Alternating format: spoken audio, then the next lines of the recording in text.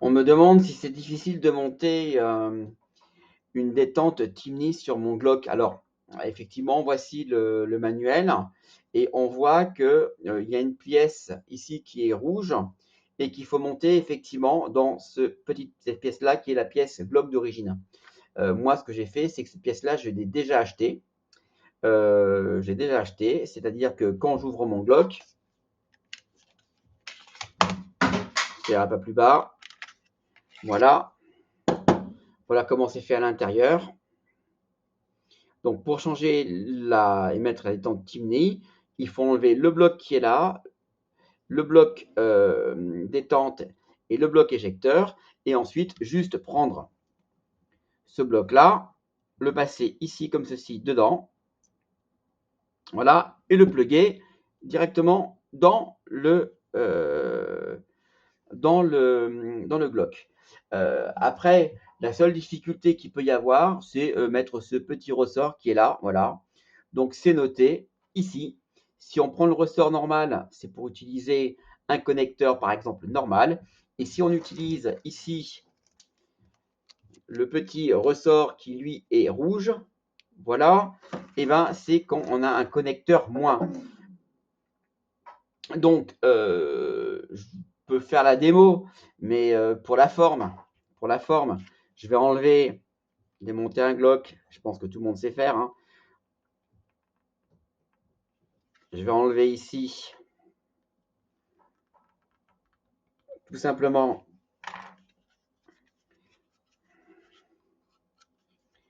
on va y arriver. Voilà, la petite goupille qui est ici.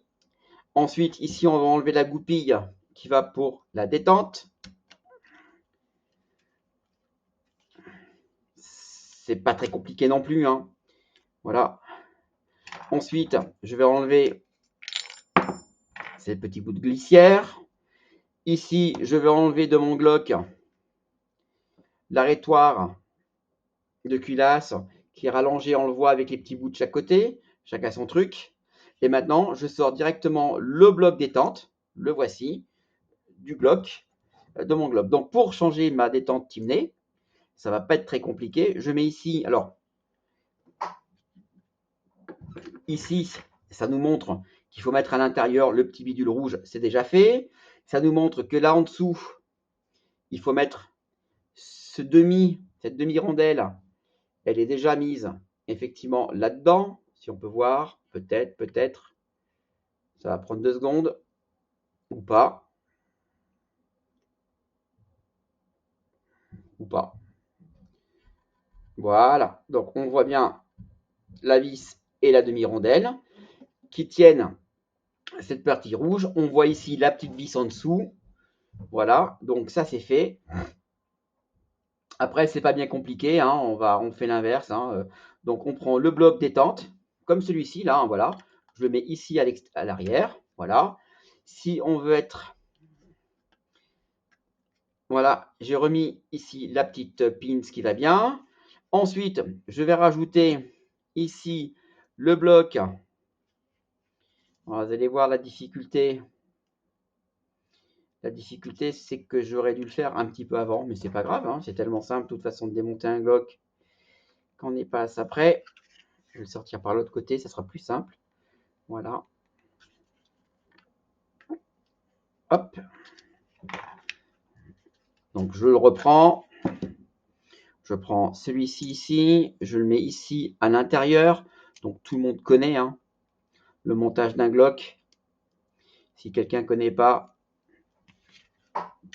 voilà, je mets ici le bloc détente et le bloc éjecteur. C'est maintenant qu'il faut mettre la goupille, autant pour moi. Voilà, ici, une fois que ça c'est fait, donc il y a le petit ressort à mettre.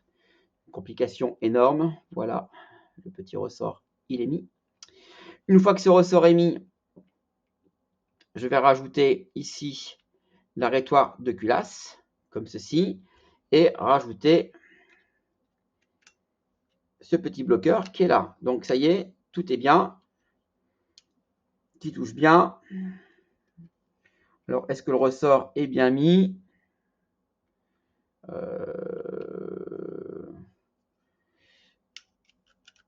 Ça a l'air pas mal. Évidemment, toujours un petit peu technique de mettre ça bien à l'intérieur. Voilà, hop, ça c'est fait. Et maintenant, mon Glock est monté avec ma détente Timney. Voilà, donc je vous la montre. J'appuie, paf, je reviens. Voilà. Et la détente est effectivement mise. Voilà. Voilà. Voilà la détente Timney. Alors, pour le faire à l'envers, comment on fait à votre avis? Eh bien, on fait comme ça. On enlève une fois encore ici le petit taquet. On enlève ici la petite clavette qui est là. J'enlève le bloc arrière. Et j'enlève, pardon, voilà, le recul. Je récupère, voilà, le bloc. Voilà, c'était pas si compliqué. Je reprends l'ancienne. Alors, on a compris que c'était vachement plus simple parce que cette pièce-là, je l'ai achetée pour aller avec la détente Timney. Je la mets dedans, paf, paf. Ce coup-ci, pas d'erreur. Je mets mon arrêteur de culasse. Voilà. Ici, je remets la clavette. Ici, comme c'est jamais droit, allez hop, petit travail de fond, on fait comme ça. C'est mis. Je range habilement le petit ressort ici avec ici, voilà, les différents éléments. Donc je rappelle, ça c'est la partie que j'ai rajoutée en plus pour pas qu'il y ait de problème pour le montage, qui correspond à l'éjecteur que l'on voit là et qui correspond aussi à un connecteur qui est là. Voilà, je mets ça là-dedans. Voilà, je le range dans sa boîte, comme ceci.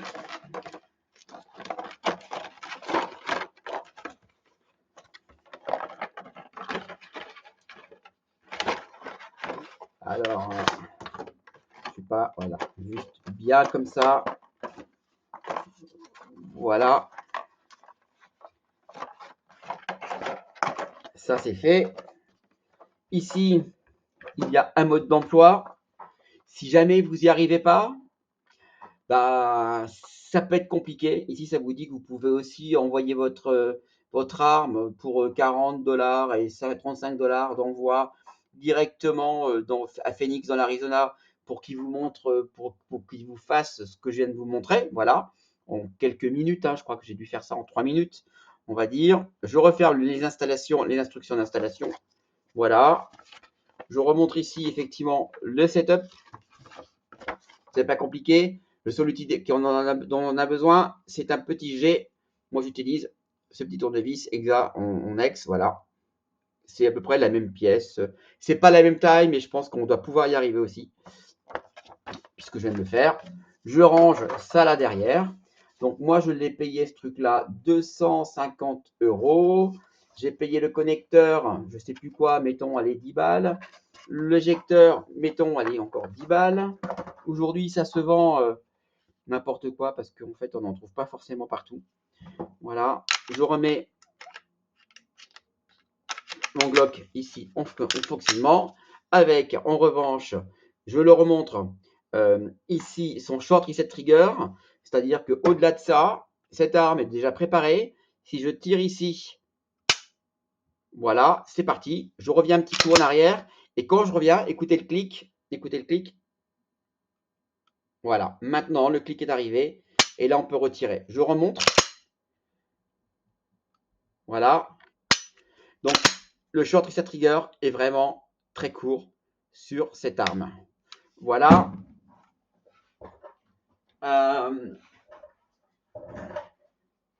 Pour qu'elle soit un peu complète, on va lui mettre, voilà, son chargeur.